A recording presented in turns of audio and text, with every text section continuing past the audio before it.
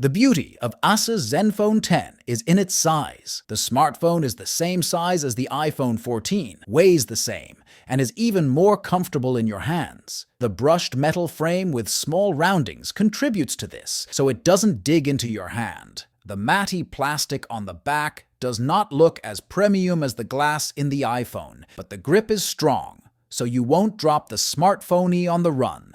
In terms of practicality, everything is great. There is an audio jack. Fans of wired audio will be delighted. Only Sony can boast of such a feature, but they have very strange devices. The case is protected from water and dust according to IP68 standard. You can immerse it to the depth of 1.5 meters for 30 minutes. The display is protected by modern Gorilla Glass Victus, and the package includes a high-quality case. Asus did not save money almost anywhere. You can see, and on the display, the Matrix Super AMOLED made by Samsung. Any content looks great, especially when shot in HDR format. In this mode, the brightness rises to 1100 nits in automatic mode, a maximum of 800 nits. Brightness under the sun is not enough. In summer, you have to cover the screen with the palm of your hand. Zenfone 10 really shoots smooth, but with a caveat: hyper steady.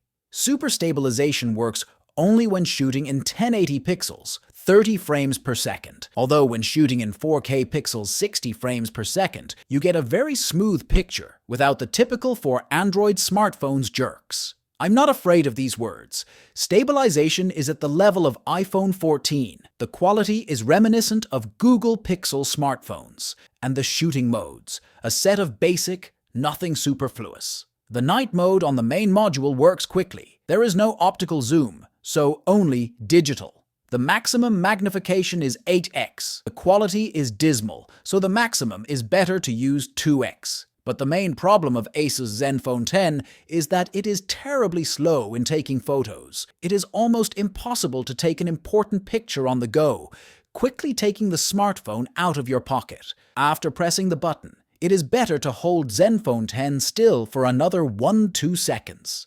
And this does not fit into the philosophy of mobile photography at all. I would like to praise the front camera.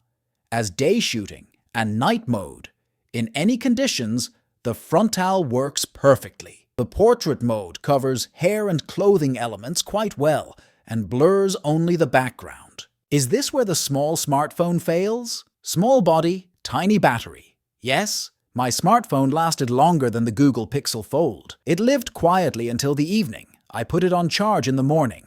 The 4300 mAh battery was enough for everyday life. In games, of course, the charge goes away very fast. The main difference between Zenfone 10 and Zenfone 9 is wireless charging. The smartphone charges in 1.5 hours. The smartphone itself turned out to be excellent. It is pleasant to use, fast, practical. The case is protected from water, while there is an audio jack. The smartphone is very comfortable to use with one hand. Performance. With a reserve for years, you can even play games.